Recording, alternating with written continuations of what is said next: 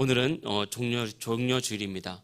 오늘 본문 말씀으로 종려주일 또 예수님의 일곱째 날을 제가 한번 살펴보면서 말씀 중심으로 무너진 믿음을 다시 세우라 라는 제목으로 하나님 말씀 전하겠습니다.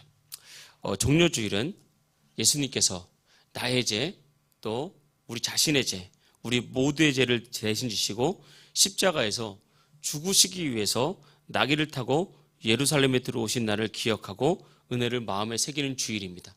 예수님은 내가 지금 예루살렘에 들어가면 나는 십자가에서 못 박혀서 죽게 된다는 것을 이미 알고 있었습니다. 죽음을 알고 있으면서 죽기 위해 예루살렘으로 들어올 수 있는 것은 사실은 아무나 할 수 있는 일이 아닙니다. 엄청난 용기가 필요하고 이건 인간의 용기를, 인간의 두려움을 뛰어넘는 특별한 사랑이 없으면 불가능한 것입니다. 그래서 예수님의 사랑은 죽음도 이기지 못하는 사랑, 또 다시 말하면 예수님의 사랑은 죽음조차 이기는 사랑, 이것이 바로 예수님의 사랑입니다. 그래서 예수님께서 나귀를 타고 예루살렘에 들어오실 때 예루살렘 성 안에 있는 많은 사람들이 종려나무 가지를 꺾어서 흔들면서 호산나 호산나 외치면서 예수님을 찬양하고 환영했습니다. 이 호산나라는 뜻이 우리를 구원하소서라는 뜻이거든요. 그래서 예수님, 다윗의 son 예수여 호산나 우리를 구원하소서 그러면서 예수님을 영접하고 받아들인 주일, 이날이 바로 종려주일입니다. 종려주일이 오늘이 종려주일인데 종려주일의 시작으로 예수님께서 월요일, 화요일, 수요일, 목요일, 금요일 날 십자가에 못 박혀 죽으시기까지 그 사역을 하셨습니다. 성경을 보면 예수님께서 월요일에는 어떤 사역을 하셨냐면 월요일에는 성전에 들어가셔서 성전에서 이제 짐승을 사고 팔면서 자신의 이득을 누리고 또 성전을 타락시킨 그런 사람들을 책망하면서 그들을 모두 내어 쫓았습니다. 그러시고 하셨던 말씀이 내 집은 만민이 기도하는 집이다. 내 집을 더럽게 하지 말라라고 말하면서 우리가 어떻게 신앙생활을 해야 되는지, 우리가 교회 생활할 때 정말 거룩하게, 정말 순결한 모습으로 기도하면서 신앙생활을 해야 된다는 것을 주님께서 가르쳐 주셨습니다. 그리고 이어서 화요일에는 주님께서 여러 번 설교를 하시면서 많은 사람에게 설교를 하셨는데 특별히 예수님은 설교를 하실 때 예수님의 재림에 대해서 많이 말씀을 하셨습니다.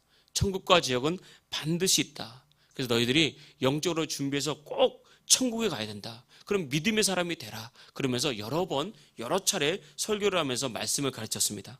그리고 이어서 수요일에는 이제 식사를 제자들과 함께 하고 있는데 그때 이제 한 여성, 마리아라는 한 여성이 나와서 자신의 결혼을 위해서 준비한 아주 귀한 향유 옥합을 깨뜨려서 예수님의 머리 위에 붓고 그 발에 엎드려서 자신의 입으로 예수님의 발에 입 맞추고 난 다음에 자신의 긴 머리카락을 풀어서 향유로 예수님의 발을 씻긴 여인의 아름다운 헌신을 기억한 날, 그리고 그 사건이 있었던 날이 수요일이고 동시에 그렇게 귀한 사건이 있을 때 이 가룟 유다에게 악한 마귀가 예수 팔 생각을 넣어줘서 이 가룟 유다가 예수님을 팔기 위해서 대제사장들을 만나러 간 날이 바로 수요일 날 있었던 사건입니다. 그래서 오늘 말씀을 통해서는 수요일에는 정말 향유 옥합을 깨뜨린 여성처럼 우리의 가장 귀한 것을 깨뜨려 주님을 섬기고 주님의 발에 입 맞추고 정말 그 머리카락으로 예수님의 발을 씻기듯이 그렇게 순결하게 주님을 사랑하는 그런 신앙생활을 원하시고 또 예수님의 제자라 할지라도 마귀가 역사하니까 예수님을 팔 수밖에 없는 그렇게 무너진 신앙이 되는 것처럼 항상 우리가 깨어 근신하면서 마귀를 대적해야 된다는 그런 신앙을 가르친 날이 바로 수요일에 예수님의 사역입니다. 그리고 이어서 목요일 날에는 더 많은 사건이 있었는데 첫 번째는 예수님은 목요일 날 12제자와 함께 빵과 포도주로 마지막 만찬을 말하면서 죽음을 말씀하셨습니다. 이 빵은 너희를 위해서 찢기는 나의 살이다. 이 포도주는 너희를 위해서 흘리는 나의 피다 라고 말씀하시면서 나의 살이 찢기고 피 흘려서 내가 죽을 것이다 라고 말하면서 십자가 죽음을 말씀하셨습니다. 그리고 이어서 예수님께서 제자들에게 무릎 꿇고 앉아서 제자들의 발을 하나하나 씻으면서 내가 너희를 이렇게 섬긴 것처럼 너희들은 이 땅에서 먼저 섬기는 자가 되라, 먼저 낮아지는 자가 되라 라고 하면서 세족식을 거행하셨습니다.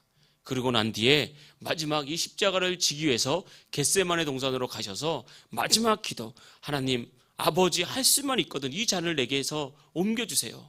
그러나 나의 뜻대로 하지 마시고 아버지의 뜻대로 해주십시오라고 마지막 겟세마네의 기도를 한 뒤에 곧장 로마의 군사들에게 끌려가서 이제 채찍질 당하면서 또 금요일을 맞습니다. 그래서 금요일이 돼서는 채찍질 당하고 고통당하면서 예수님께서 십자가를 지시고 죽으신 순환의 날, 그날이 바로 성금요일이라 그러죠. 성금요일 날 예수님께서 피투성이가 낸 채로 십자가를 지시고 골고다 언덕을 오르시고 그 골고다 언덕에서 양손과 양발에 못 박혀 하셔서 정말 고통 가운데 피 흘리시면서 죽으신 날이 바로 성금요일, 금요일입니다. 그래서 예수님은 십자가에 매달리신 지 6시간 만에 죽어서 이제 죽은 뒤에 장사되었습니다. 장사되고 난 뒤에 이제 금요일날 장사되고 토요일이 이스라엘의 안식일이거든요. 안식 후 첫날, 그러니까 주일날 새벽에 예수님께서 죽음을 깨고 부활하신 그런 날이 바로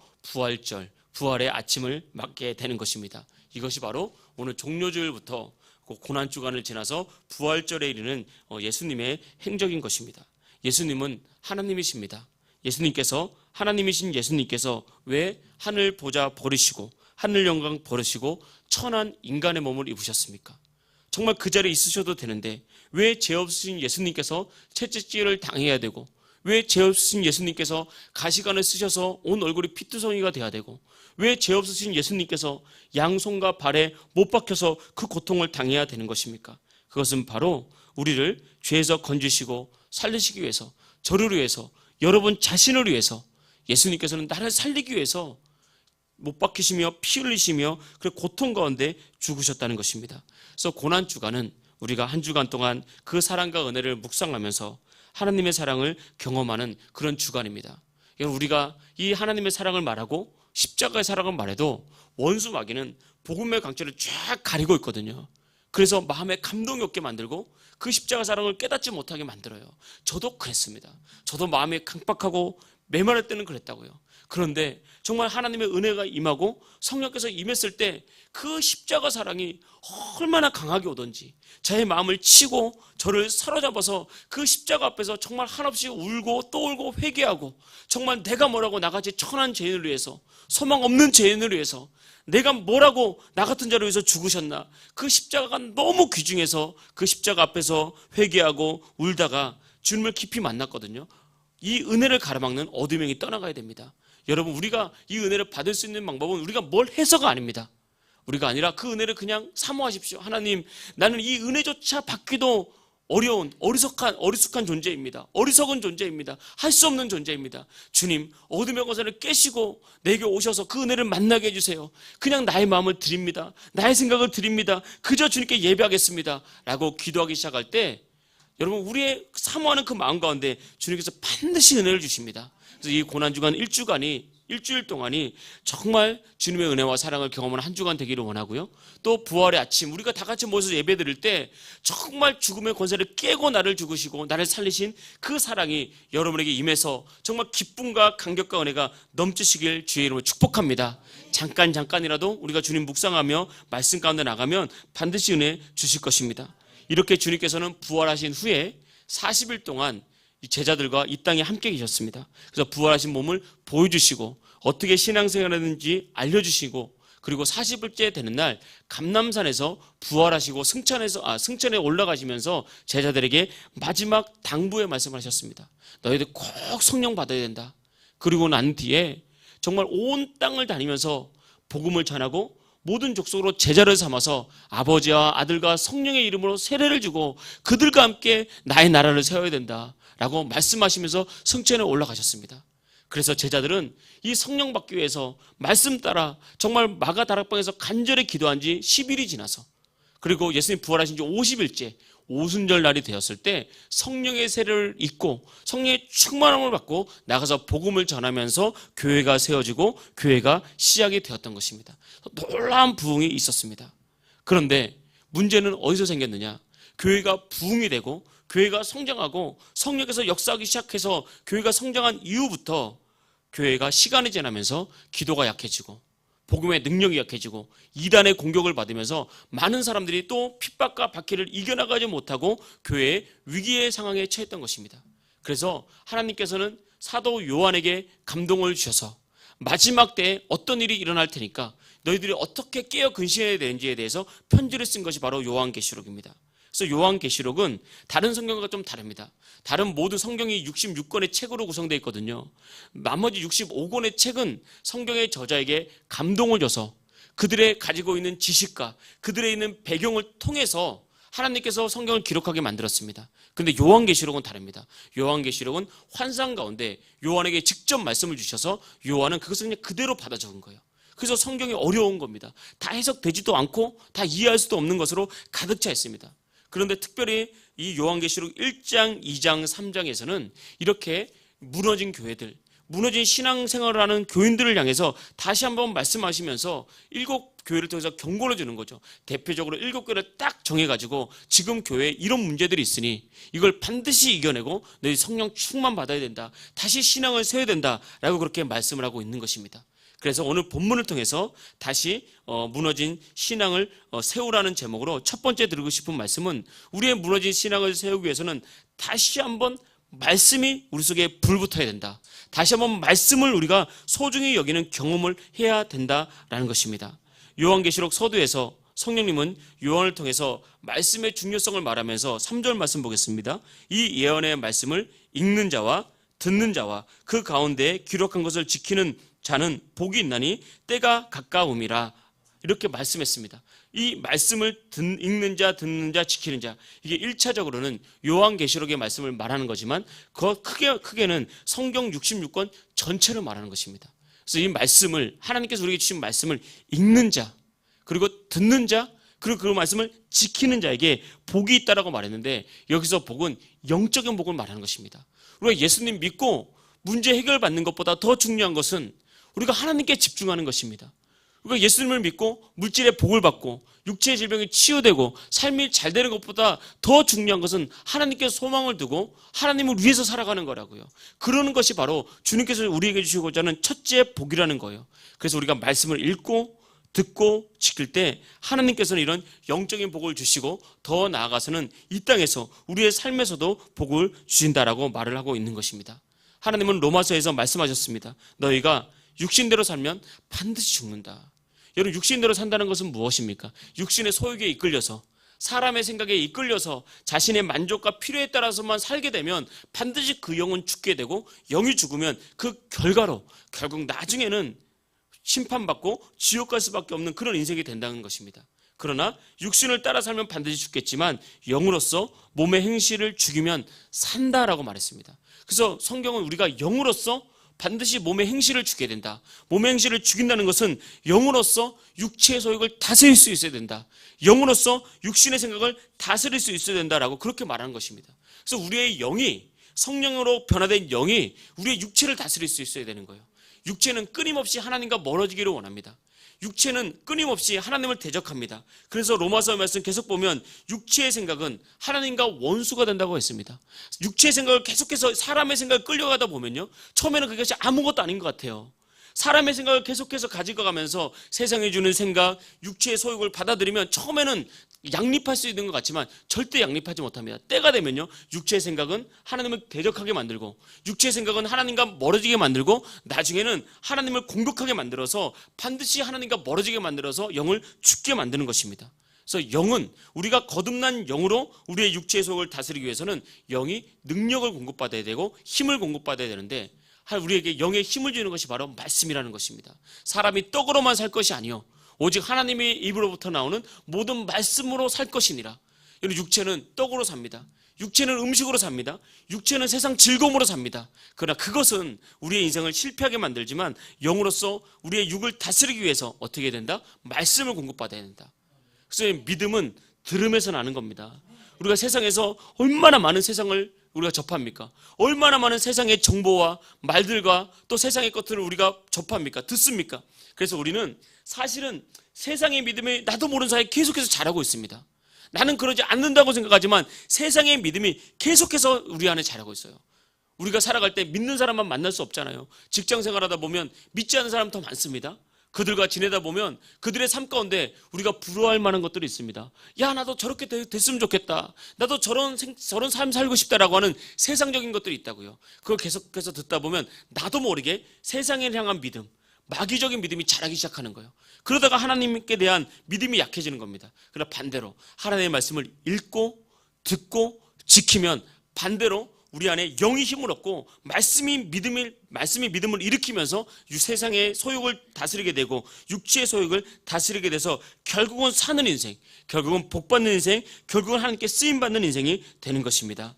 그래서 여러분 항상 영으로서 육체의 소욕을 다스리기 위해서는 말씀을 소중히 여기고 말씀을 지속적으로 공급받아야 되는 것입니다. 말씀을 공급받는 것은 듣는 것, 읽는 것, 말씀을 지키는 것, 이 세 가지라는 것을 우리가 기억하고 항상 말씀을 소중히 여기고 말씀 앞에 가까이 갈 수 있기를 주의 이름으로 축복합니다.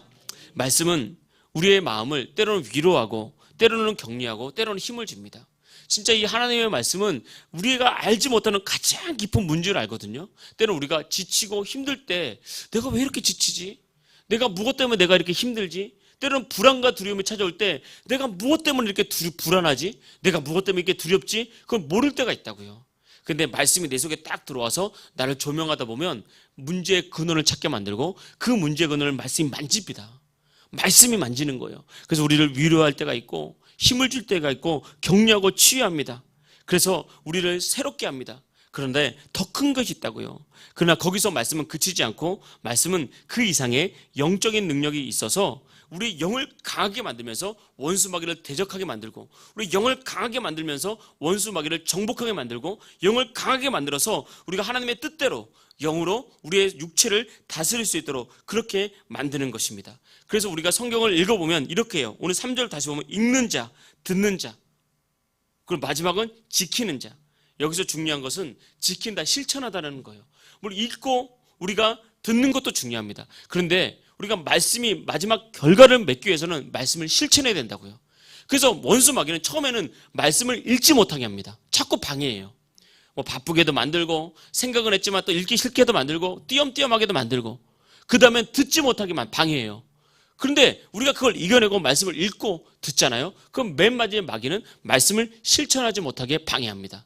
여기서 말씀의 실천이 왜 중요하냐면 우리 속담에 구슬도 껴야 보배가 되는 것처럼 마찬가지로 말씀도 실천할 때 결과를 맺기 때문에 그렇습니다. 말씀을 들은 것만으로는 말씀을 읽은 것만으로는 마음의 힘을 얻고 담대함을 얻겠지만 그 말씀이 살면서 실천될 때 결과를 만들어내는 것입니다.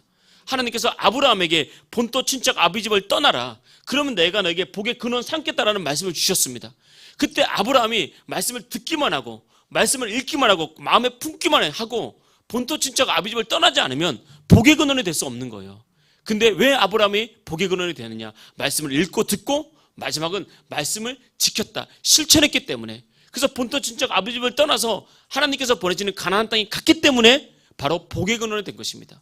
하나님께서 여호수아에게 말했습니다. 저 여리고성 너무 강하지? 너희 힘으로는 절대 이길 수 없어. 절대 무너뜨릴 수 없어. 너희는 여리고성 정복할 수 없어. 그러나 말씀대로 해라 라고 말씀을 주셨습니다. 매일 한 바퀴씩 돌고 일곱째 날은 일곱 바퀴 돌고 믿음의 소리를 질러라. 그러면 무너질 것이다 라고 말했습니다.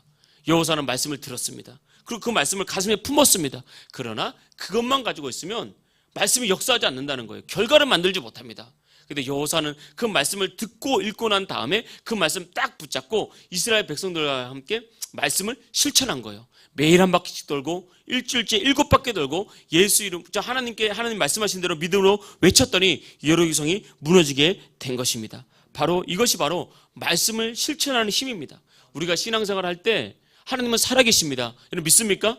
하나님 우리의 질병도 고치시고 우리 인생을 새롭게 하시고 우리 인생을 열어가십니다. 그리고 하나님 역사하시면 우리 안에 하나님을 향한 갈망이 생기는 거예요.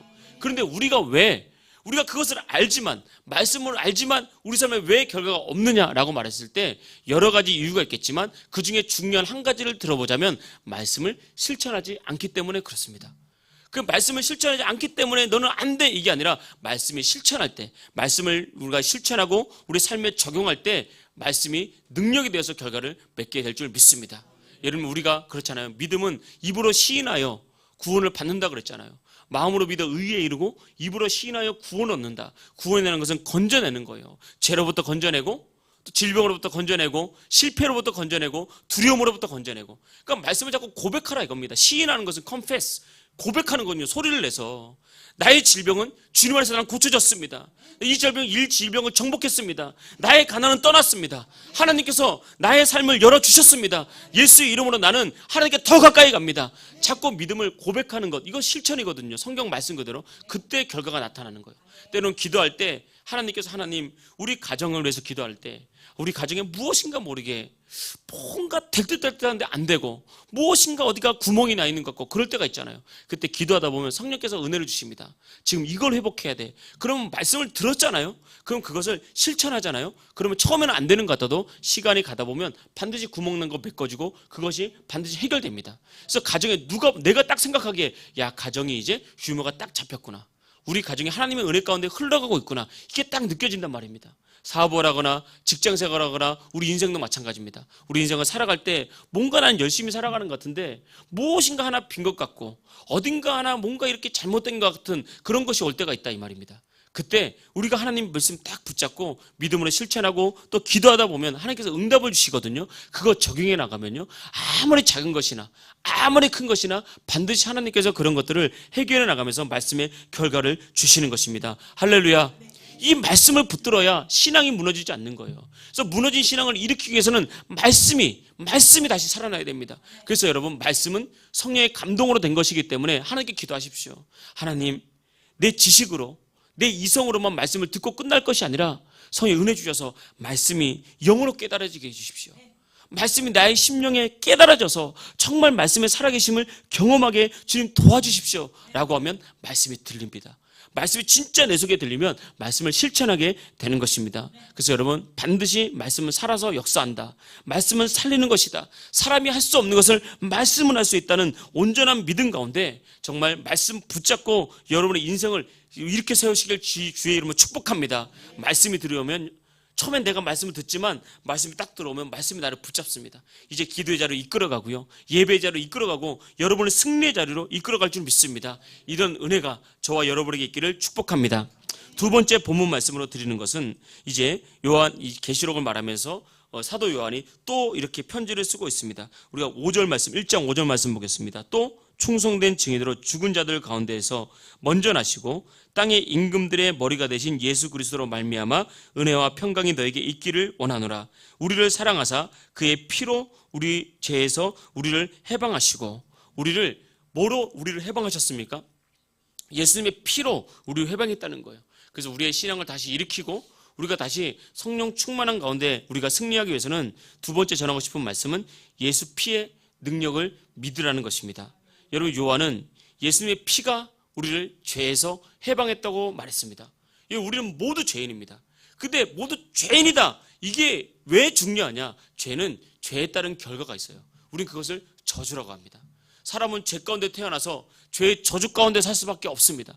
그 죄의 저주 가운데 하나가 바로 질병이 될 수도 있고요, 가난이 될 수도 있고 인생의 불안이 될 수가 있어요. 그 죄의 배후는 악한 영이 있다고요. 그래서 악한 영은 계속해서 죄짓게 만듭니다. 더러운 귀신은요, 우상 숭배하게 만듭니다. 더러운 귀신은 거짓말하게 만듭니다. 더러운 귀신은 육체의 소욕을 따라가게 만듭니다. 더러운 귀신은 하나님께 가까이 가지 못하게 만듭니다. 그래서 계속 우리를 죄짓게 만들어요. 하나님과 멀어지게 만든다 이 말입니다. 그래서 여러분 잘 기억하십시오. 마귀는 그냥 역사하지 않습니다. 내가 죄 가운데 죄를 짓는다는 것은 마귀에게 들어올 틈을 주는 거거든요. 그러니까 예수님을 믿고 구원받을 때 예수님의 구원은 완전합니다. 예수님은 온전하게 우리를 완전히 구원하셨습니다. 그런데 내가 죄를 지으면 틈이 벌어진다고요. 완전한 콘크리트를 완전히 쳤지만 계속해서 문제가 생겼을 때 작은 구멍 하나가 콘크리트에 뚫리면 댐 같은 데는 댐이 얼마 지나지 않으면 무너져 버리는 것처럼 하나님 우리의 구원은 완전하지만 죄를 짓는다는 것은 우리 안에 마귀에게 틈을 열어주는 거예요. 우상 숭배하게 만들고 하나님과 멀어지게 만들고 말씀 성령께서는 계속해서 우리에게 감동을 주시거든요. 근데 그 감동에 불순종하게 만들고 내 뜻대로 살게 만들고 세상 욕심 따라가 살게 만들고 그 배후에 악한 영이 역사하기 때문에 처음에 죄를 지으면 아무것도 아닌 것 같지만 나중에 그 죄에 대한 무서운 결과와 저주가 따라오게 되어 있습니다. 반드시 따라오게 되어 있어요. 그래서 한 집안 안에 누군가가 자살을 했다. 여러분, 그 엄청난 무서운 결과 아닙니까? 자살이란 것이 어떻게 하면 자살할 수 있습니까? 배후의 역사는 어둠의 영들이 있다고요. 그 집안과 가정을 꽉 붙잡아서 무너뜨리게 하는 어둠의 영들이 있다고요. 우상 숭배하거나 아니면 무속의 영, 귀신에 빠지게 만들어서 굿하게 만들고 점치게 만들고, 아니면 자기한테 들어서 극도의 불안과 두려움에 빠지게 만들어서 그 인생들을 그렇게 만들어갑니다. 인생을 불안하게 만들고 끊임없는 질병 가운데 고통나게 만들고 끊임없는 문제가 끊임없이 삶이 평안할 틈이 없어요. 누가 봐도 삶이 어떻게 저렇게 평안할 틈이 없냐, 왜 저렇게 삶이 살아가는 것마다 불행하냐, 어떻게 가정에 평안할 틈이 없고 성공과 축복이 없냐, 이렇게 할 정도로 악한 영이 꽉 붙잡고 있다고 말입니다. 그거 회개해야 됩니다. 회개해서 예수 피로 씻어내야 되는 거예요. 예수 피가 아니고서는 절대 그 죄의 문제와 저주의 문제를 해결할 수 없습니다. 성령께서 감동하시잖아요. 그의 피로 우리 죄에서 우리를 해방하시고, 예수 피가 아니고서는 절대 우리를 죄와 저주로부터 해방할 수 있는 방법이 없다고 성경이 말하고 있는 것입니다. 여러분, 우리가 히브리서 9장 22절이죠. 히브리서 9장 22절 우리 다 같이 한번 읽겠습니다. 시작. 율법에 따르면 거의 모든 것이 피로써 정결하게 되나니 피 흘림이 없이는 사함이 없느니라. 아멘. 율법에 따르면 거의 모든 것이 피로써 정결하게 된다. 피 흘림이 없으면 예전 성경책은 죄사함이 없다 그랬습니다. 그럼 피 흘림이 없으면 죄사함이 없습니다. 왜 예수님께서 우리를 그냥 구원해 줄 수도 있는데 왜 굳이 십자가에 달려서 못 박히면서 피를 흘렸습니까? 하나님께서 만드신 법에 따라서 피 흘림이 없이는 죄사함이 없게 만들었기 때문에 그렇습니다. 근데 참 신기합니다. 이 세상을 가만히 보십시오. 정말 무속 종교도 그렇고 이런 우상 숭배도 그렇고 이런 종교들 가만히 보면 샤머니즘도 그렇고요. 다 피 흘림이 있습니다. 그 자리에 가보면. 구슬할 때 돼지머리 딸 때 피 흘립니다. 그거 삶아서 올려놓든지 다 그런 게 있어요.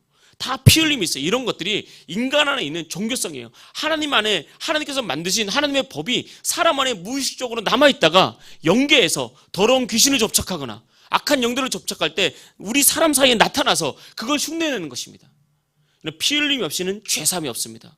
그래서 구약 시대에는 짐승을 잡아서 그 피로 제단에 뿌리면서 죄를 사했거든요. 근데 그 죄는 구약 시대에 사하지 못했습니다.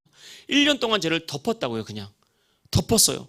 그리고 1년마다 짐승을 잡아서 계속해서 피를 제단에 뿌렸어야 됐습니다. 근데 예수님의 피는, 어린 양 예수님, 죄 없으신 예수님의 피는 단번에 제사를 완성하신 피입니다. 그래서 예수님께서 마지막 죽으실 때 뭐라고 말씀하셨습니까? 다 이루었다. 이 제사를 완성한 거예요. 이제는 예수 피를 의지하기만 하면, 그 피를 믿기만 하면 누구든지 죄사함을 받을 수 있습니다. 그러니 여러분 삶 가운데 성령께서 회개하기를 원하시는 죄가 생각나거든, 또 여러분 삶 가운데, 가정 가운데 어떤 저주를 통해서 여러분의 가정이 풀리지 않고 문제가 끊이지 않고 여러분의 아픔이 끊이지 않을 때는 반드시 그걸 예수 십자가의 보혈 앞에 옮겨놔야 됩니다. 옮겨놔야 되는 거예요. 내가 짓지는 않았지만 조상을 타고 내려오는 죄들이 있다고요. 이걸 우리가 반드시 알아야 됩니다. 어려서부터 부모님들이 믿지 않았기 때문에 제사상에서 절을 하고 아버지한테 절을 하고 돌아가셨다고 절을 하고 이럴 때 아무것도 아닌 것 같지만 절대 그렇지 않습니다. 귀신이 역사하는 거, 귀신이 반드시 역사하고 있습니다. 영의 눈을 뜨고 보면 귀신이 역사하고 있고, 고린도 전서에 보면 그 제사상 귀신한테 차린 거라고 분명히 말하고 있고요. 영의 눈이 열린 사람들을 보면 제사 드리는 곳에 더러운 귀신이 얼마나 많이 역사하는지 아십니까? 그것이 딱 숨어 있고 그 옆에만 있어도 딱 숨어서 그 사람에 들어가 있다가 그 사람 안에 역사는, 그 가정 행복하게 만들지 못합니다. 파탄나게 만듭니다. 저주 가운데 사로잡히게 만드는 거예요. 그러면 내가 제사한 건 아니지만 그 제사 내가 있는 그 자리에서 역사했던 악한 영들 예수 십자가의 보혈로 옮겨놔야 됩니다. 그리고 우리 가정의 죄를 내가 예수 십자가 보혈로 내가 회개하고 십자가 보혈로 씻어버려야 되는 거예요. 예수 십자가 보혈을 덮이는 것마다 죄가 사라집니다. 악한 영이 힘을 잃고 떠나가고 더러운 귀신이 떠나가는 것입니다. 예수 피가 증거되는 곳마다 더러운 귀신이 떠나가고 하나님의 역사가 나타나게 되는 거예요. 그래서 여러분, 더러운 귀신은요, 예수님의 피를 두려워합니다.